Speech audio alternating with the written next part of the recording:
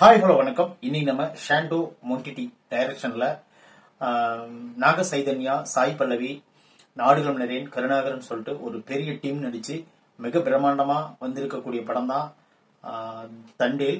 இந்த படத்தினோட ஸ்டோரி பார்க்கறதுக்கு முன்னாடி நம்ம சேனல் நீங்க சப்ஸ்கிரைப் பண்ணி வச்சுக்கோங்க. அப்பதான் நம்மளோட வீடியோ உங்களுக்கு வந்து கிடைக்கும். தண்டேல் இந்த படத்தினோட கதை என்னன்னு பாத்தீங்கன்னா, ஒரு மீன் பிடிக்கிற ஒரு கிராமம் அந்த கடலோரமா இருக்குது. அங்க வந்து மீன் பிடிக்கிறது மட்டும்தான் அவங்களோட தொழிலா இருக்குது. அதுல வந்து தண்டேலா இருக்கிறவர் வந்து நாக சைதன்யோட அப்பா, அவர் இறந்துடுறாரு. அதுக்கப்புறம் இந்த ஊர்ல யாராவது ஒருத்தர் தண்டேலா இருக்கணும், தண்டேல்னா அந்த குரூப்புக்கு ஒரு தலைவன் இருக்கணும் அப்படின்னு சொல்லிட்டு முடிவெடுக்கிறாங்க. அப்ப வந்து அந்த தலைவனா யாரை தேர்ந்தெடுக்கிறாங்கன்னு பாத்தீங்கன்னா, இவரை நம்ம ஹீரோவை தேர்ந்தெடுக்காங்க. அதுக்கு அவங்க ஒரு கதை வச்சுக்கிறாங்க. இப்ப அவங்க தொழில் என்னன்னு பாத்தீங்கன்னா, அந்த ஊர்ல இருக்கிற ஆம்பளைங்க எல்லாருமே குஜராத்துக்கு மீன் பிடிக்க போறாங்க. குஜராத்ல போய் மீன் பிடிச்சு ஒரு 9 மாசம் குஜராத்திலேயே தங்கி அங்கேயே மீன் பிடிச்சு வியாபாரம் பண்ணி பெரும் தொகையோட வீட்டுக்கு வந்தாங்கன்னா, மீதி இருக்கிற நாட்களை 3 மாசம் குடும்பத்தோட செலவழிச்சுட்டு மறுபடியும் 9 மாசம் போய் மீன் பிடிக்க போயிருவாங்க. இதுதான் அவங்க வந்து காலந்தொட்டு நடந்துட்டு இருக்கிற ஒரு தொழில். இது வந்து என்ன ஆகுதுன்னா, நம்ம ஹீரோ நாக சைதன்யா வந்து வழக்கம் போல ஒரு லவ் பண்றாரு.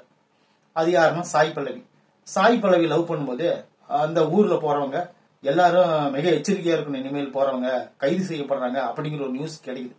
கிடைச்ச உடனே இவங்க வந்து என்ன பண்றாங்க, நான் போக வேண்டாம் அப்படின்னு சொல்லிட்டு சாய் பல்லவி தடுக்கிறாங்க. தடுத்த உடனே நாக சைதன்யா இருந்துகிட்டு, இந்த ஒரு டைம் போயிட்டு வந்துடுறேன், இனிமே போக மாட்டேன்னு சொல்றாரு. அதை மீறி என்னை மீறி நீ போக கூடாது, போனீங்கன்னா நான் பேச மாட்டேன்னு சொல்றாங்க. அப்புறம் சொன்ன உடனே நம்ம ஹீரோ என்ன பண்றாருன்னா, நான் போக மாட்டேன்னு சத்தியம் பண்ணிட்டு கடைசி நேரத்தில் என்ன பண்றாருன்னா போயிடுறாரு. போனதுக்கு அப்புறம் இந்த குரூப் என்ன ஆகுதுன்னா, நேரா போய் குஜராத்ல மீன் பிடிச்சிட்டு இருக்கும்போது அங்க வந்து பாகிஸ்தானுடைய ஒரு ஆளு அந்த கடல் வழியா ஆபத்துல மாட்டிக்கிறாரு. அந்த குரூப் போய் அவங்களை காப்பாத்துற நோக்கத்துல போறாங்க. போகும்போது அந்த பாகிஸ்தானோட கடற்படையில அந்த குரூப் அப்படியே சிக்கிக்குது. அதுக்கப்புறம் அந்த குரூப்பை கொண்டு போய் அவங்க ஜெயில அடைச்சிடுறாங்க. ஜெயில அடைச்சிட்டு, எதுக்கு தீவிரவாதியா வந்தீங்களா, இல்ல உண்மையிலே மீன் பிடிக்க வந்தீங்களா, நாச வேலைகள் அது ஈடுபட வந்தீங்களா, என்ன காரணம்னு சொல்லி துருவி கண்டுபிடிப்பாங்க அப்படின்னு சொல்லிட்டு எதிர்பார்த்தோம். அப்புறம் இதுக்கப்புறம் என்ன ஆச்சு, அவங்க தப்பிச்சு வந்தாங்களா, பேச மாட்டேன்னு சொன்ன காதலி என்ன ஆச்சு, இவங்க எல்லாம் ஒண்ணு சேர்ந்தாங்களா, காதலி வந்து இன்னொரு கல்யாணத்துக்கு தயாராகிறாங்க. அப்புறம் அது என்னாச்சு, அதெல்லாம் மொத்த கதையும் கொண்டை உருட்டி பெரட்டி கடைசியா கொண்டை கிளைமேக்ஸ்ல வச்சிருக்காங்க. இதுதான் இந்த படத்தினுடைய மொத்த கதையே. இவ்வளவுதான். இப்போ வந்து நம்ம பாசிட்டிவ் என்ன முதல் பார்த்துருவோம். பாசிட்டிவ் வந்து ஃபர்ஸ்ட் சாய் பல்லவி தான். அவங்களோட நடிப்பு உண்மையிலே ஒரு எக்ஸ்ட்ரானரி நடிப்பு, எக்ஸ்ட்ரானரி. அப்புறம் இவங்க நாக சைதன்யா, அப்புறம் ஆடுகளம் நரேன், அப்புறம் சப்ஜூட்டா வர நம்ம கருணாகரன், அது போக அந்த பாகிஸ்தான் ஜெயிலரா வரவர் சொல்லிட்டு ஒரு பிருத்திவிராஜ் இருக்காரு, பப்ளு பிருத்திவிராஜ் இருக்காரு. அவர் வந்து சித்தப்பாவா நடிச்சிருக்காரு சாய் பல்லவிக்கு. இன்னும் சொல்ல போனா ஒரு 4-5 கேரக்டர், முக்கியமான கேரக்டர் இருக்கிறாங்க. எல்லாரோட நடிப்பும் பரவாயில்ல. இந்த படத்துல வந்து பாசிட்டிவா நம்ம பார்க்க போறது முக்கியமான காரணம் என்னன்னு பாத்தீங்கன்னா, இந்த படத்துல வர காதல் காட்சிகள் தான். வழக்கம் போல காதல் காட்சிகளா இல்லாம இந்த படத்துல வந்து ஒரு எமோஷனலை கனெக்ட் பண்ற மாதிரி ஒரு காதல் காட்சிகள் அமைச்சிருக்கிறது இந்த படத்துக்கு வந்து ஒரு பலமா பார்க்கலாம்.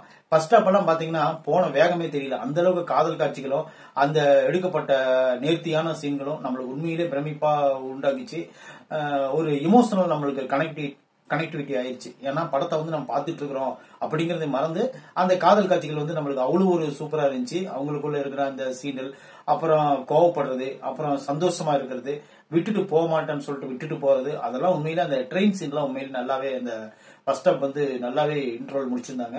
அப்புறம் இவங்க பிரச்சனை என்னன்னு பாத்தீங்கன்னா, நெகட்டிவ் வந்து செகண்ட் ஹாப் தான். செகண்ட் ஹாப்ல வந்து இவங்க கொண்டு மாட்டிக்கிறாங்க. மாட்டினதுக்கு அப்புறம் இவங்க என்னமோ பிக்னிக் போன மாதிரி எந்த ரூமுக்கு வேணாலும் போய்க்கிறாங்க, எங்க வேணாலும் போறாங்க, யார வேணாலும் அடிக்கிறாங்க. அவரு போய் அங்கேயும் ஒரு பெரிய ஒரு தண்டல் மாதிரி ஒரு பெரிய தலைவன் ஆயிடுறாரு. அங்க இருக்குன்னு பாகிஸ்தான் கைதியை போட்டு அடிக்கிறாரு. அப்புறம் வழக்கம் போல பாகிஸ்தான்காரங்க இந்தியாவில் பார்த்தா என்ன பண்ணுவாங்க, கொடியை அவமானப்படுத்துவாங்க. அப்புறம் நம்ம நாட்டினுடைய வரைபடத்தை அவமானப்படுத்துவாங்க. அப்புறம் நம்ம தமிழ் தாய் வாழ்த்தை அவமானப்படுத்துவாங்க. இதெல்லாம் நடக்குது அங்கேயும். இதெல்லாம் தாண்டி எல்லா சீனையும் ஏற்கனவே நம்ம பார்த்து பாகிஸ்தான்காரனா இப்படிதான் இருப்பான் அப்படின்னு சொல்லிட்டு நம்ம தெரிவிக்கிற சீன் நிறைய வந்திருக்கு நிறைய படங்கள்ல. அது போலதான் அந்த காட்சிகளும் அமைக்கப்பட்டிருக்கு. இதெல்லாம் வந்து நம்மளுக்கு ஆல்ரெடி பார்த்த மாதிரி காட்சிகள் தான். ஃபர்ஸ்ட் ஹாப் இருந்த வேகம் வந்து செகண்ட் ஹாப்ல வந்து பாகிஸ்தான்ல மாட்டிக்கிட்டாங்க. ஐயோ என்ன நடக்க போதோ தெரியலையே, இவங்க எப்படி வெளியே வருவாங்களோ தெரியலையே அப்படின்னு சொல்லிட்டு யோசிச்சுட்டு இருக்கிற மாதிரி எல்லாம் சீன்ல இல்ல. இவங்க போய் என்னமோ பிக்னிக் போன மாதிரி பாகிஸ்தானுக்குள்ள போயிட்டு அவ்வளவு ஈஸியா வெளியே வந்துட்டாங்கன்னு வச்சுக்கவேன். அவ்வளவுதான். அப்புறம் வந்து ஒத்த ஆளா போராடி அந்த குஜராத்ல போய் சேட்டுக்கிட்டு போய் தன்னுடைய ஊருக்கான பணத்தை எல்லாம் ஒரு பொண்ணா வாங்கிட்டு வர்றது சாய் பல்லவி. அதெல்லாம் நிஜமாலே காதுல போகுதான். அப்புறம் கருணாகரன் வந்து ஒரு சப்ஜெக்ட் கேரக்டர் நம்மளுக்கு தெரிஞ்சு போச்சு. ஆல்ரெடி கல்யாணத்துக்கு ஒத்துக்கிட்டாலும் கூட இந்த கேரக்டர் கல்யாணம் பண்ணிக்காது அப்படின்னு சொல்லிட்டு நம்மளுக்கு ஆல்ரெடி குழந்தை கேட்ட கூட சொல்லியிருக்கோம். இதெல்லாம் தான் இந்த படத்தோட மைனஸ். மற்றபடி டெக்னிக்கலா இந்த படம் ஒரு சூப்பரான படம்.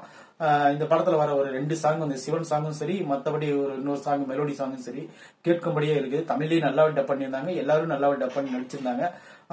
எல்லாரும் ஒரிஜினல் வாய்ஸ்ல கூட பேசியிருக்கிறது மிக சிறப்பு.